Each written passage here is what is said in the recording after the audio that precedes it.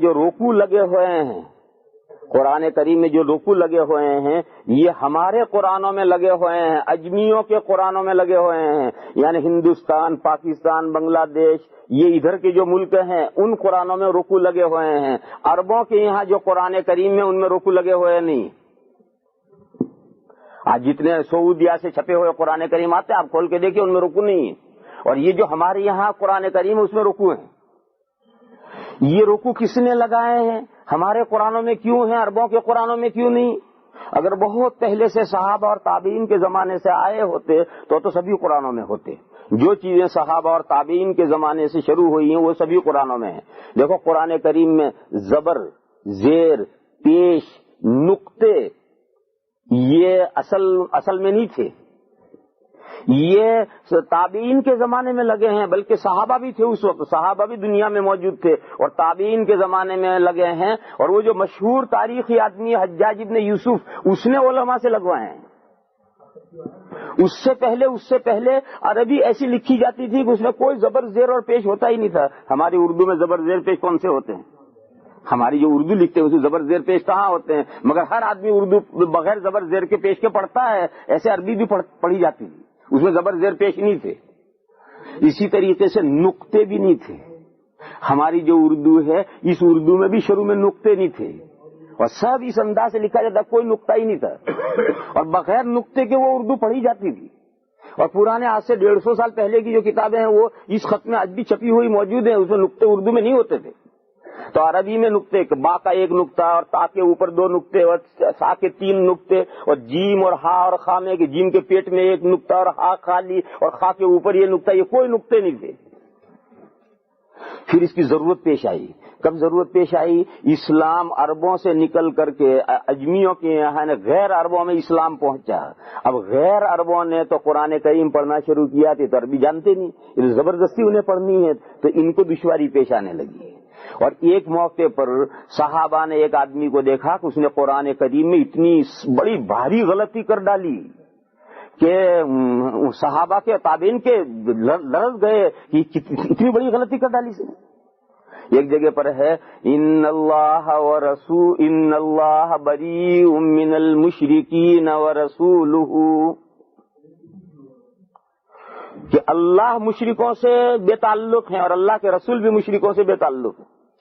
اس کو اس نے پڑھ دیا ان اللہ بریء من المشرکین ورسولہ، اللہ مشرکین سے بھی بے تعلق ہے اور اپنے رسول سے بھی بے تعلق ہے۔ استغفر اللہ استغفر اللہ، فقط زبر اور پیش اور زیر میں سے اتنے معنی بدل گئے۔ تو ایسی سخت غلطیاں جب ہونے لگی تو پھر ضرورت ہوئی کہ قرآن کریم میں نقطے لگائے جائیں، زبر زیر لگائے جائیں، تاکہ جو لوگ عربی نہیں جانتے وہ ایسی غلطیاں کہیں نہ کر ڈالیں۔ تو یہ تو صحابہ اور تابعین کے زمانے میں نقطے اور زبر زیر لگے ہیں، لہٰذا یہ تو دنیا کے سبھی قرآنوں میں ہیں۔ البتہ آج بھی الجزائر میں ایسے قرآن کریم ان کے یہاں ہے کہ اس میں آج بھی نقطے نہیں، زبر زیر نہیں۔ الجزائر میں ایسے قرآن اب بھی چلتے ہیں کہ اس میں زبر زیر بھی نہیں ہے، نقطے بھی نہیں ہے، بلکہ ان کے یہاں صحابہ کے زمانے میں قرآن کریم کی جلد نہیں باندھی جاتی تھی، 2 گتے اور گتوں کے بیچ میں ایک ایک ورق الگ الگ تھا۔ آج بھی الجزائر میں ایسے ہی قرآن ہیں، وہ جلد باندھنا جائز نہیں سمجھتے۔ وہ حضرت عثمان کے زمانے میں جیسے تھے ویسے ہی آج تک ہیں۔ حرم شریف میں، حرم مکی میں میرے پاس ایک بیٹھ کر کل جزائی قرآن پڑھ رہا، میں نے دیکھا کیا، میں نے لے کر دیکھا تو بالکل ایک ایک ورق الگ ہے، وہ پڑھ کر کے یوں رکھتا تھا، ابھی دوسرا پڑھ کر کے یوں رکھتا تھا، اور میں نے دیکھا کہ اس میں کوئی زبر زیر نہیں ہے، اور وہی حضرت عثمان کے زمانے میں جس خط کوفی میں لکھا گیا تھا اسی میں آج بھی لکھتے ہو۔ تو وہ تو اسی ملک کے لوگ پڑھ سکتے ہیں، ظاہر ہے کہ وہ قرآن ہمارے ہندوستان، پاکستان، بنگلہ دیش میں آئے گا کون پڑھ سکے گا اسے؟ تو صحابہ اور تابعین نے قرآن کریم میں نقطے لگائے، زبر زیر لگائے، تاکہ جو غیر عرب ہے، جو عربی نہیں جانتے، وہ بھی قرآن کریم کو پڑھ سکیں۔ اور آج ہمارا ایک چھوٹا سا بچہ 8 سال کا 10 سال کا بچہ ہے جو ایک حرف عربی کا نہیں جانتا، وہ اس پورے قرآن کریم کو ازبر کر لیتا ہے اور ایسا فر پڑھتا چلا جاتا ہے کہ دنگ رہ جاتے ہیں کہ یہ لینگویج سمجھے بغیر اتنی بڑی کتاب کیسے یاد کر لیتا ہے۔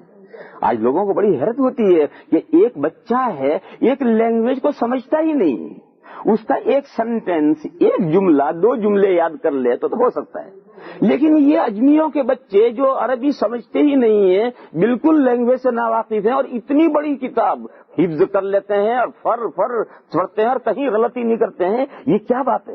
یہ قرآن کریم کا معجزہ ہے، یہ قرآن کریم کا معجزہ ہے۔ اور دنیا کی کوئی کتاب لاؤ اس کتاب کو، اور ایسے شخص کو دو جو اس لینگویج کو نہیں جانتا، اور کہو اسے حفظ کر کے دکھاؤ، ساری دنیا سے اکٹھا ہو جائے گی تو ابھی حفظ نہیں کر سکتی۔ سمجھے بغیر کیسے یاد کرے گا اسے؟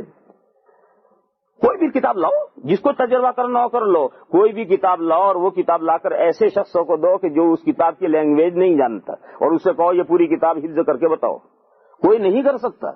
اور قرآن کریم کا یہ معجزہ ہے کہ دنیا میں کروڑوں بچے جو عربی کا ایک حرف نہیں جانتے، پورا قرآن کریم ایسا یاد کرتے ہیں جیسے کہ وہ اپنے ماں باپ کے نام یاد کرتے ہیں، کہ ایک حرف آگے پیچھے نہیں ہو سکتا۔ یہ قرآن کریم کا معجزہ ہے۔ تو یہ ان کی سہولت کے لیے یہ چیزیں اس میں بڑھائی گئی۔